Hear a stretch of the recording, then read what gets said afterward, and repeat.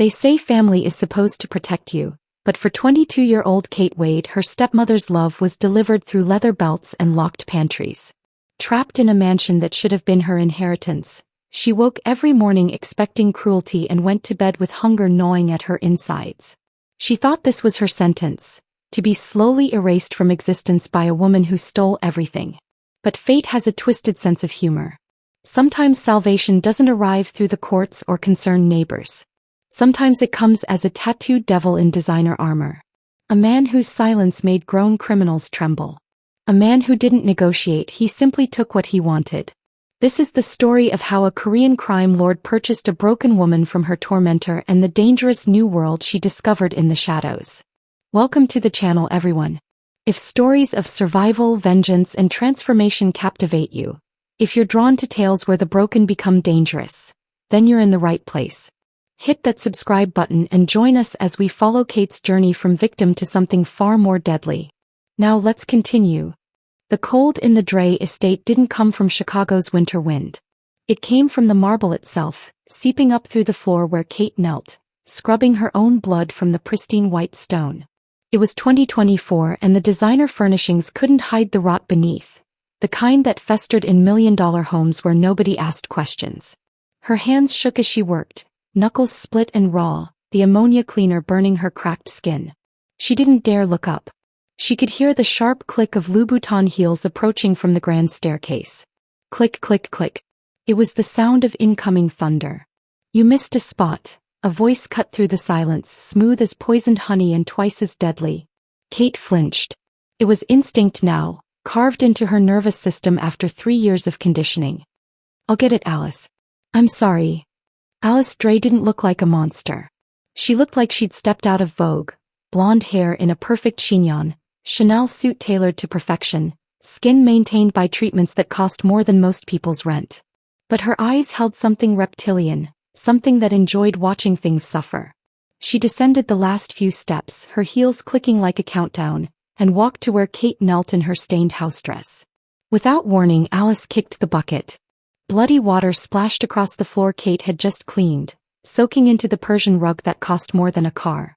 Look at you, Alice hissed, her voice trembling with a hatred that seemed to feed on itself, growing stronger with each passing day. Pathetic. Clumsy. Just like your father was before his heart attack. You think scrubbing floors pays for the food I put in your mouth? The roof over your worthless head. Kate's throat tightened, but she knew better than to cry. Tears only made it worse. She kept her eyes down, focusing on a spot of dried blood she'd missed near the banister.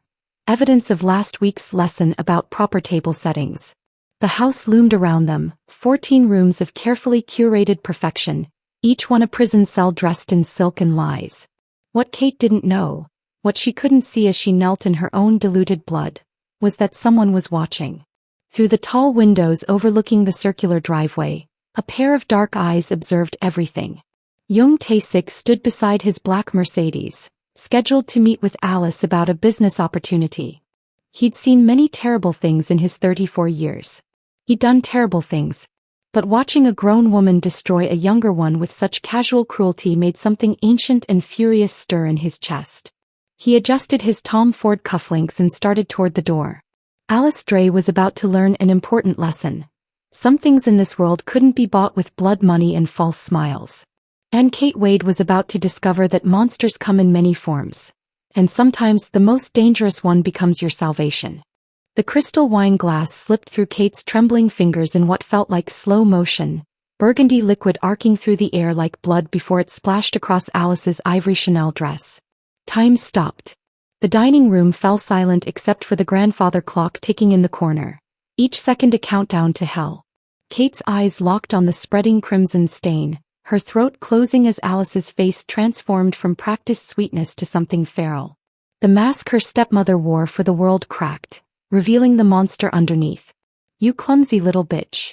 Alice's voice was silk wrapped around steel. She rose slowly from her chair, wine dripping onto the Persian rug that cost more than most people earned in a year. Do you have any idea what you've done? Kate's pulse hammered in her ears. She'd survived 3 years of this. 3 years since her father's funeral, 3 years since Alice had systematically cut her off from her inheritance with forged documents and legal manipulation. But tonight felt different. Tonight, Alice's eyes held murder. "It was an accident, I swear." Kate's apology died on her lips as Alice's hand cracked across her face with enough force to snap her head sideways. The taste of copper flooded her mouth. "An accident?" Alice grabbed a fistful of Kate's dark hair, yanking her head back until their eyes met. "Like it was an accident when you existed? When your father chose you over everything I gave him?" The first blow from the belt came before Kate could brace herself. Leather bit into her shoulders through her thin cotton dress. The only type of clothing Alice allowed her now, nothing that might hide the evidence of her discipline. Kate had learned not to scream. Screaming only made it last longer. "Please," she whispered, hating herself for begging, but the alternative was worse. "I'll clean it. I'll pay for the dress." "With what money?" Alice's laugh was crystalline and cruel. "You don't have a penny to your name, darling. I made sure of that." 3 days. Kate spent 3 days locked in the basement, curled on cold concrete in the dark. No food. A bucket for a toilet. Just her and the rats and the memories of who she used to be. Catherine Dre, beloved daughter of Marcus Dre, once destined for Princeton, once someone who mattered. Now she was nothing. When Alice finally opened the door, light spilling down the stairs like a pathway to salvation, Kate couldn't even stand. Her lips were cracked and bleeding, her dress stiff with dried blood from the welts covering her back. "Clean yourself up," Alice said, her voice bored. "We have guests coming for dinner tomorrow. Try not to embarrass me." Kate dragged herself up the stairs on trembling legs, past family portraits where her father's painted eyes seemed to look through her, past rooms she was no longer allowed to enter. In the bathroom mirror she barely recognized the hollow-eyed ghost staring back. She'd given up on escape months ago. Given up on hope. Given up on everything except surviving one more day. She had no idea that tomorrow, everything would change. The Dre estate glittered like a jewel box that night, every chandelier blazing, every surface polished to mirror shine.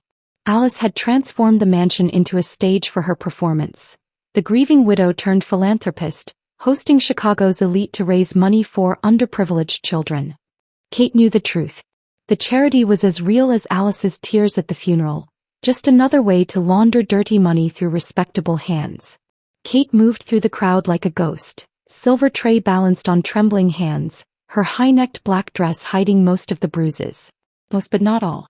The foundation Alice had forced her to apply couldn't quite cover the purple fingerprints circling her wrist like a bracelet. She felt him before she saw him. The crowd seemed to part around him, conversations dropping to whispers as Jung Tae-Sik entered the ballroom. 6 feet of lethal grace in a Tom Ford suit that probably cost more than a car, dark hair swept back to reveal a face carved from stone and sin. But it was his eyes that stopped her heart, black as midnight, cold as winter, scanning the room with the detached interest of a predator evaluating prey. Ink crawled up his neck just above his collar, dark patterns that whispered of violence and secrets. Kate had seen men like him on the news. She knew what those tattoos meant. Champagne. Her voice came out steadier than she felt as she approached, years of Alice's training overriding her instinct to run. His gaze dropped to her and Kate felt pinned like a butterfly under glass. Those black eyes tracked across her face, down to the tray, then stopped, fixed on her wrist where her sleeve had ridden up, exposing the bruises. Something flickered in his expression. Something dangerous. "Who did that to you?" His voice was velvet over gravel, Korean accent barely detectable, and the question was so unexpected that Kate nearly dropped the tray. It was an accident. I'm clumsy." Liar. The word wasn't cruel, just stated as fact. His fingers brushed her wrist so gentle it made her want to weep, and Kate jerked back as if burned. "Mr. Jung." Alice materialized like a viper in Dior, her smile razor-sharp as she looped her arm through Kate's, nails digging into the exact spot where the bruises bloomed darkest. Kate bit back a gasp. "I see you've met my stepdaughter." "Kate, darling, why don't you return to the kitchen? I'll personally attend to Mr. Jung's needs." Kate fled, but she felt his eyes tracking her retreat, felt the weight of his attention like a physical touch. In the kitchen, her hands shook as she set down the tray. Through the doorway, she watched Alice press close to Jung Tae-Sik, watched her stepmother deploy every weapon in her arsenal of manipulation. But the Korean's gaze kept drifting across the room, searching for her. Kate's pulse hammered a warning in her throat. She'd spent 3 years making herself invisible, keeping her head down, surviving. The last thing she needed was attention from a man who wore violence like cologne. But when their eyes met again across the glittering crowd, something ignited in her chest that felt dangerously close to hope. And hope, Kate knew, was the most dangerous thing of all. The black Mercedes pulled up to the Dre estate at exactly 3 in the afternoon, as precise as an execution. Kate was scrubbing the foyer floor on her hands and knees, Alice's favorite form of humiliation, when the doorbell chimed. Through the frosted glass she could see 2 figures, one unmistakably tall, unmistakably him. Her stomach dropped.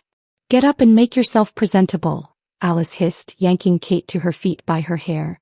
"And stay in the kitchen until I call for you." But Kate lingered in the hallway, hidden in the shadows as Alice opened the door with her practiced socialite smile. It died the moment she saw Jung Tae-Sik standing on her doorstep with a briefcase handcuffed to his wrist and another man beside him. Leaner, harder, with eyes that promised violence. "Mr. Jung. I wasn't expecting. I have a business proposition." Tae-Sik walked past her like he owned the place, his companion following with predatory grace. They settled in the study, Alice scurrying after them, and Kate pressed herself against the wall, her heart hammering as she strained to hear. "I need a housekeeper for my private residence." Tae-Sik's voice carried through the open door, cold and businesslike. "I'm prepared to offer $1 million for an employment contract. Permanent position." Silence. Then Alice's brittle laugh. $1 million for a housekeeper? Forgive me, but that seems... "I'm not interested in negotiations, Mrs. Dre."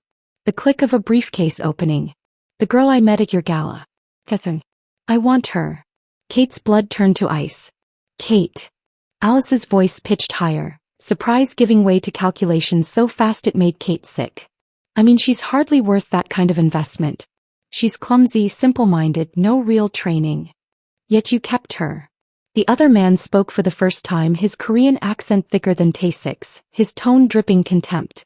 "Out of the goodness of your heart, yes? Well, family obligation. 1 million. Tae-Sik's voice cut through Alice's stammering like a blade. "Kesh. The girl leaves with me today." Kate's knees nearly buckled. She was being sold. Like furniture. Like property.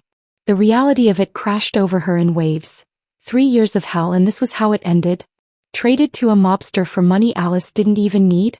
"She can be ready in 10 minutes. Alice's eagerness made Kate want to vomit. No questions about where Kate would live, what she'd do if she'd be safe. Just 10 minutes to erase 3 years of torture. "Kate." Alice's voice rang out, sickly sweet. "Come here, darling. We have wonderful news." Kate stepped into the study on legs that didn't feel like her own. Tae-Sik's black eyes found hers immediately, unreadable as stone. His companion, Minjun, she heard Alice call him, looked at her with something that might have been pity. The briefcase sat open on the desk, stacks of $100 bills arranged in neat rows. The price of her freedom. Or her death sentence. "Pack your things," Tae-Sik said, his gaze never leaving hers. "You have 10 minutes. Kate fled to her room, the servants' quarters Alice had moved her to after the funeral, and stared at her pathetic belongings. A change of clothes. Her mother's locket hidden under a floorboard. A photograph of her father, crumpled and stained. 10 minutes to pack a life that had been systematically destroyed.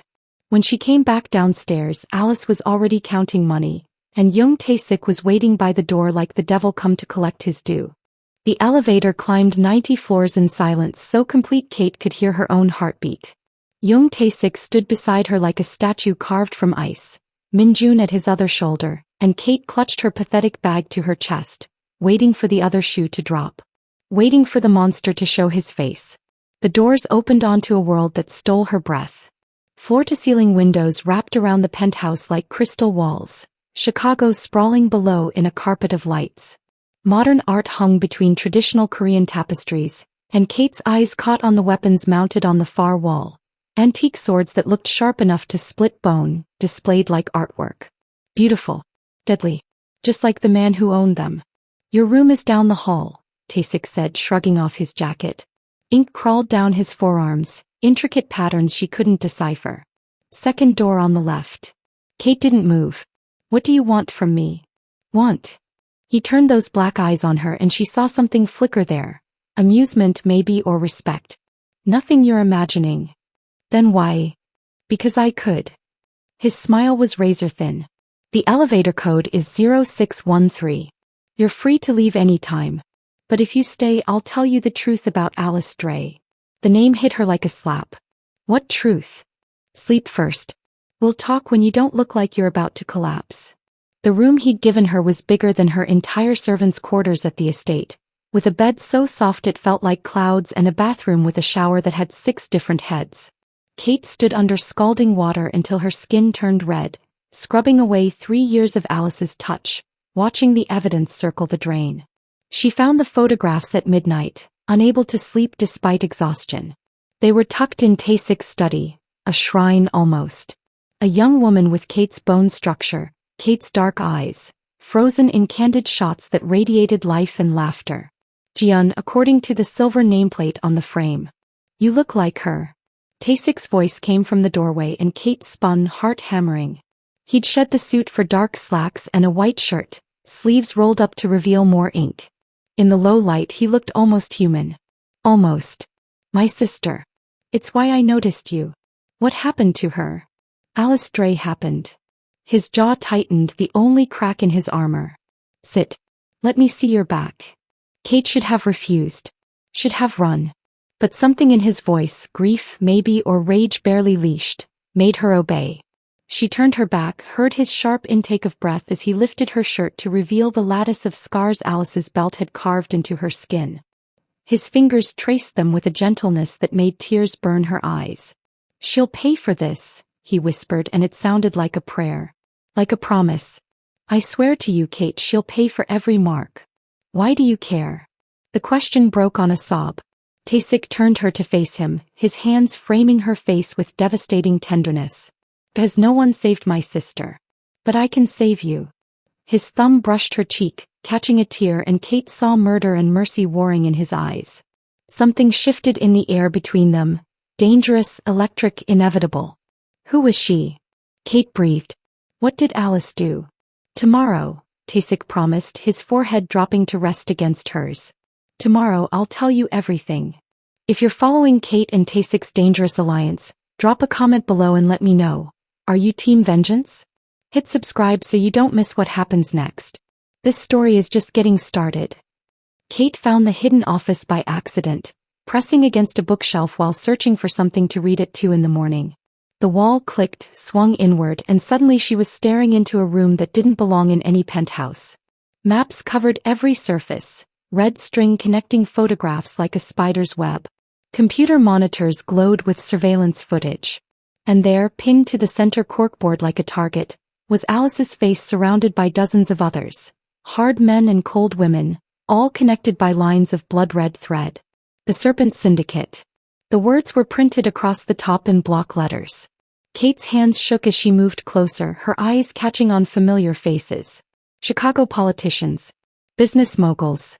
And there her breath stopped, her father.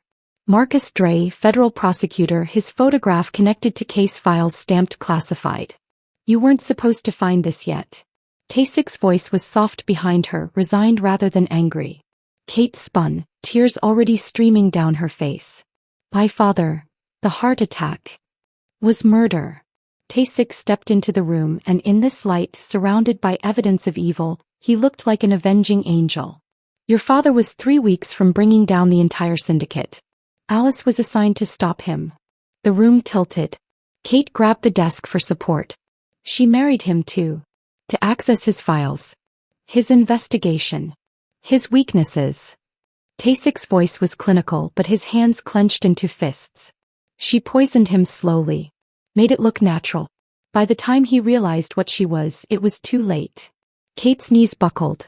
Tae-Sik caught her before she hit the floor, pulling her against his chest, and she could feel his heart hammering against her cheek. Proof that he wasn't as controlled as he pretended. Why didn't you tell me? She choked out. Because I needed you to see it yourself. To believe it. His fingers threaded through her hair, tilting her face up to meet his gaze. The syndicate traffics women and children across 3 continents. They've destroyed thousands of lives. My sister. His voice cracked and Kate saw the man beneath the monster. Jian was 17 when they took her. I searched for 2 years. His thumb brushed her jaw and Kate saw ghosts in his eyes. I found her in a shipping container in Busan. She'd been dead for 3 days. Oh God. Kate's hand found his face, her fingers tracing the hard line of his jaw. Tae-Sik. I've spent 5 years building this case. 5 years hunting every member of the syndicate. His forehead dropped to hers, their breath mingling. Alice is the key to everything. And you. I want her to pay. The words came out fierce, feral. I want them all to pay. Something ignited in Tae-Sik's eyes. Recognition, respect, desire all tangled together. Kate. She kissed him first, rising on her toes to crash her mouth against his. 3 years of rage and pain and loneliness pouring into the contact. He froze for a heartbeat, then responded with a hunger that matched her own, one hand fisting in her hair while the other banded around her waist, pulling her flush against him. The kiss was desperation and vengeance, survivor recognizing survivor, two broken people finding solidarity in shared destruction. When they broke apart, both breathing hard, Tae-Sik's eyes burned with something more dangerous than desire. If you stay, he whispered against her lips, there's no going back. We burn them all to the ground. Kate's smile was sharp enough to draw blood. Good. Outside the windows, Chicago glittered oblivious below them, and in the war room surrounded by evidence of evil, Kate Dre chose violence over survival. And Jung Tae-Sik chose her. The gun felt heavy in Kate's hands, heavier than it should for something so small and deadly. Tae-Sik stood behind her in the penthouse's private shooting range, his body a wall of heat against her back as he adjusted her grip. Don't anticipate the recoil, he murmured against her ear, his breath sending shivers down her spine. Breathe out. Squeeze. The shot cracked through the air, hitting center mass on the target. Kate's hands trembled with adrenaline and something darker. Power maybe, or the intoxicating taste of becoming dangerous. Again. Tae-Sik's hands slid to her waist, steadying her. Survival isn't enough, Kate. You need to be the thing they fear. 3 weeks. 3 weeks of training until her muscles screamed, until she could disarm a man twice her size, until the trembling girl from the Dre estate felt like someone else's nightmare. Tae-Sik was relentless, pushing her past every limit, and Kate drank it in like oxygen after drowning. Why me? She asked one night, bruised and exhausted on the training mat. You could have bought information from Alice without. I don't want information. Tae-Sik crouched beside her and for once his armor slipped. I was 12 when Jian disappeared. We were living on the streets of Seoul, stealing to survive. I promised her I'd protect her. His hand clenched into a fist. I failed. Spent the next 15 years building this empire on one promise, that everyone who touched her would die screaming. His black eyes found hers, burning with old ghosts. You deserved someone to protect you too. Kate's throat tightened. I'm not your sister. No. His thumb brushed her split lip with devastating gentleness. You're not. The next morning, Kate found the file on Tae-Sik's desk, thick, official, marked with her father's name. Inside the real will. Marcus Dre had left everything to his daughter. The estate, the fortune, the legacy. Alice's documents were forgeries, notarized by syndicate contacts, filed through corrupted channels. Kate had been the rightful owner all along. She stole everything, Kate whispered, rage crystallizing into something sharp and purposeful in her chest. Then we take it back. Tae-Sik appeared in the doorway, still wearing the shirt from yesterday, exhaustion carved into his features. All of it. Kate crossed the room without thinking, grabbed his face and kissed him with 3 weeks of pent-up fury and need. This time he didn't hesitate, lifting her like she weighed nothing, his mouth claiming hers with a hunger that bordered on violence. They fell into his bed in a tangle of desperation and rage, clothes torn away with shaking hands, scars meeting scars. When Tae-Sik kissed the marks Alice had carved into Kate's skin, she tasted salt, his tears or hers she couldn't tell. They made love like drowning people finding air, broken pieces fitting together into something almost whole. Kate traced the ink on his skin, names, dates, prayers in Korean, and understood they were both monuments to the dead. I'll burn her world down, Tae-Sik promised against her throat, and Kate felt the words vibrate through her bones. We'll burn it together, she whispered back. Outside, dawn broke over Chicago, painting the sky the color of blood and gold. In Tae-Sik's war room, new photographs appeared on the board, Kate's face among them now, no longer victim but weapon. And across the city, Alice Dre slept peacefully in her stolen mansion, completely unaware that her stepdaughter had just become the most dangerous thing in her world. Vengeance, dressed in love's clothing, was coming home. The storm hit Chicago like God's own fury, lightning splitting the sky as rain hammered against the penthouse windows. Kate was curled against Tae-Sik on the leather sofa, his fingers tracing lazy patterns on her hip, when his phone buzzed with an alert that made his entire body go rigid. Tae-Sik. He was already moving, pulling up security feeds on the wall monitors. 15 heat signatures in the building's lower levels, moving with military precision toward the private elevator bank. Kate's blood turned to ice as she recognized the tactical formation. Lockdown protocol. Tae-Sik barked into his calm Min-jun, get to the armory. Now. Steel shutters began sliding over the windows with mechanical precision, sealing them inside a fortress 90 floors above the world. Tae-Sik moved through the penthouse like a ghost, checking weapons, reinforcing positions, his face carved from stone and violence. How many? Kate asked, surprised by the steadiness in her voice. 15. He pressed a spare Glock into her hands, their fingers tangling briefly. Syndicate kill team. Professional. Alice. Kate's rage tasted like copper and ash. She told them where to find you. Voss. Tae-Sik's jaw clenched. Marcus Voss. The Syndicate's executioner. I killed his brother in Seoul. Thunder cracked overhead as the elevator chimed. Impossible, the codes were changed daily, and the doors slid open to reveal a nightmare in tactical gear. The first breach was an explosion of violence and gunfire that turned the pristine penthouse into a war zone. Min-jun appeared from the hallway, assault rifle spitting fire, his shots precise and lethal. 2 attackers dropped before they cleared the elevator. Tae-Sik moved like death incarnate, each bullet finding its target with brutal efficiency. Kate fired until her magazine clicked empty, her training overriding terror, and watched a syndicate soldier crumple with her bullet in his chest. The girl who'd cowered under Alice's belt was gone, replaced by something sharper and infinitely more dangerous. Fall back. Tae-Sik shouted as more attackers poured from the stairwell. They'd bypass the elevator, come up the hard way. War room. Now. They retreated in practiced formation, Min-jun providing cover while Tae-Sik pulled Kate through the chaos. But at the war room entrance, everything went wrong. The bullet caught Min-jun in the chest, punching through Kevlar like paper. He staggered, red blooming across his tactical vest, and Kate screamed as he fell into her arms. No, no, no. Her hands pressed against the wound, blood hot and slick between her fingers, but Min-jun's eyes were already glazing over. Kate. His hand found hers, grip weak but deliberate. Make them bleed. The life left him between one breath and the next, his weight going slack in her embrace. Kate looked up at Tae-Sik through tears of rage, saw her own fury reflected in his black eyes. Get him inside, Tae-Sik said quietly, his voice pure murder. Then we paint these walls red. Kate dragged Min-jun's body into the war room as Tae-Sik laid down covering fire, bullets screaming past her head. Thunder crashed overhead, lightning illuminating the carnage through the shuttered windows. Bodies sprawled across marble, blood mixing with rain that had somehow found its way inside.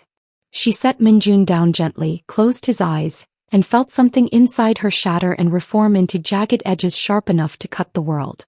How many left? She asked, reloading her Glock with hands steady as stone. 12. Tae-Sik's smile was a promise of violence. And Voss.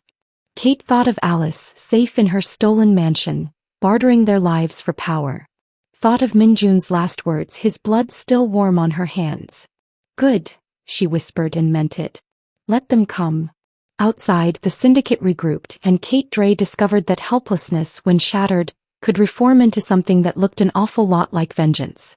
Kate found the ledger in Alice's panic room, hidden behind a false wall that had cracked during the firefight.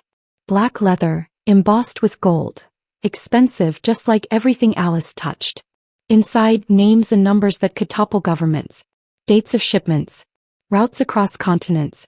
And there, in Alice's precise handwriting, Marcus Dre, arsenic, Administered via daily vitamin regimen 90-day protocol. Her father's murder, documented like a grocery list.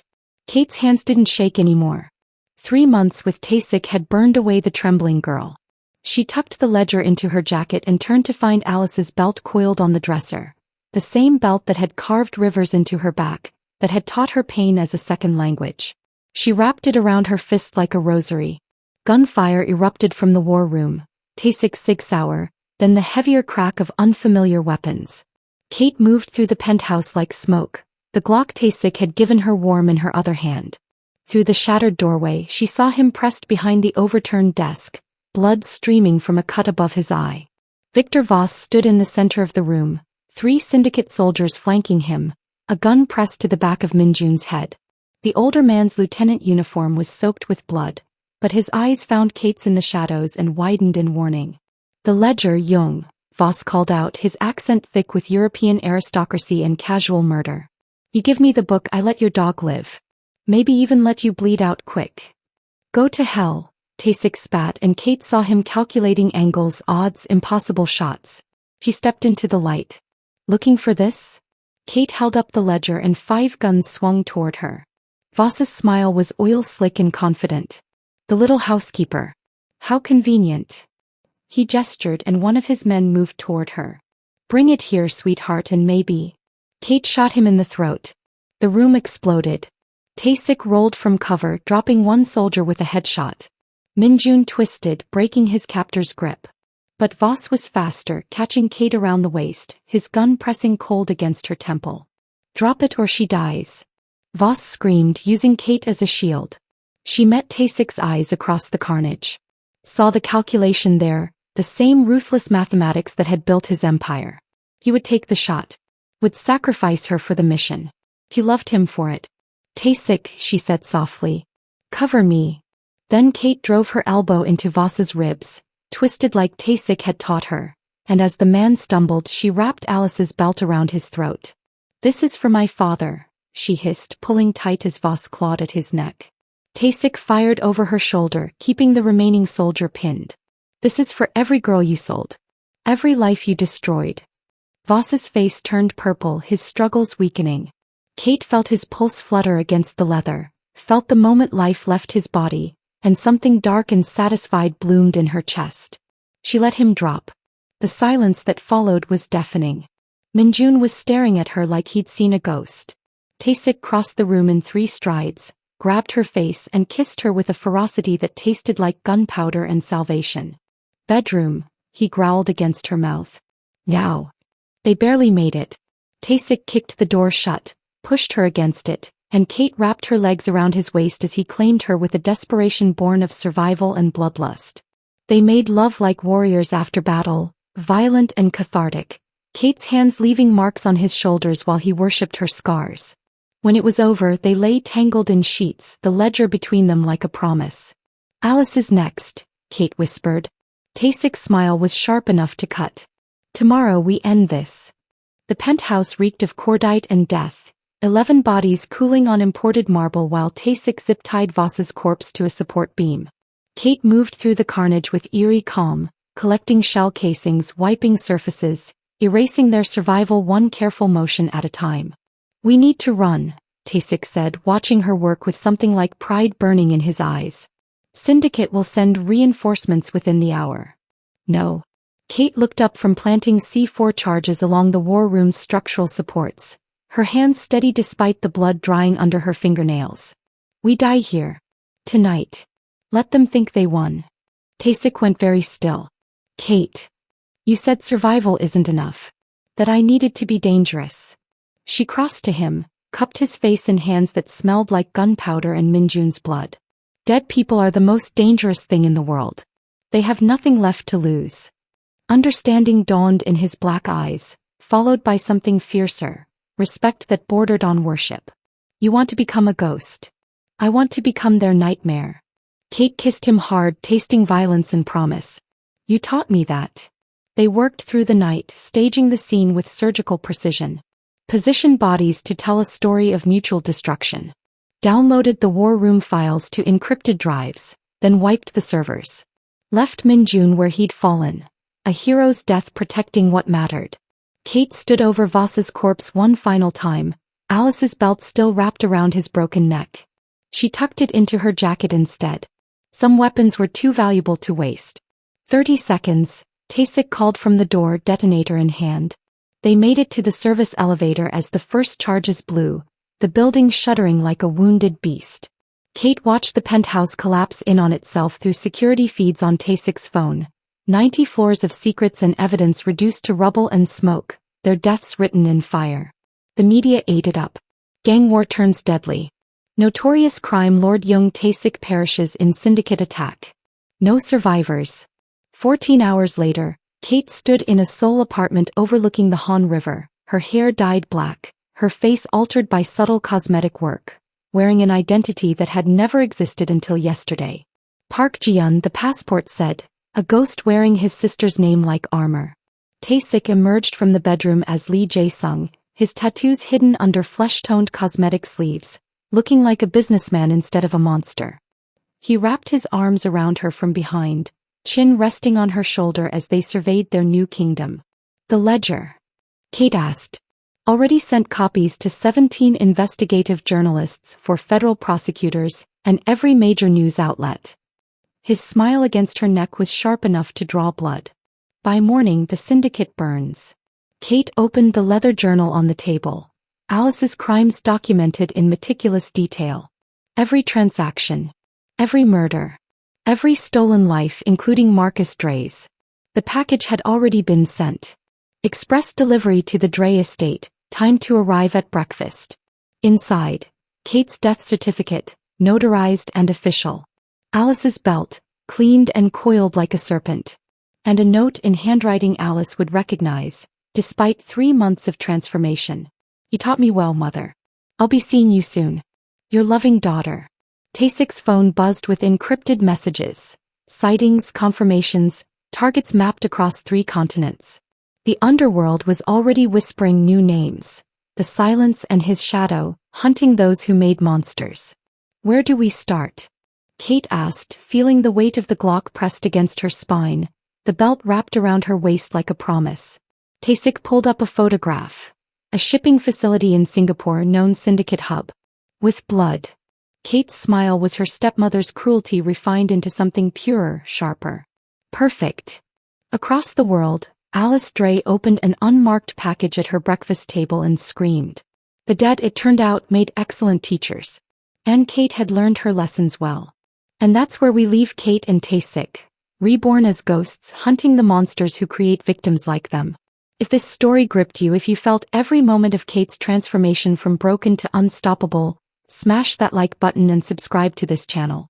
Drop a comment and let me know where you're watching from. I love hearing from you all around the world. But here's the thing. Kate and Tae-Sik's war against the Serpent Syndicate has only just begun. Alice is still breathing. The ledger's secrets are about to explode across the world. And revenge? Revenge is a dish best served with precision and fury. Don't miss the next chapter of their story. Click that notification bell and I'll see you in the next video where the shadow and the silence begin their hunt. Until then, stay dangerous.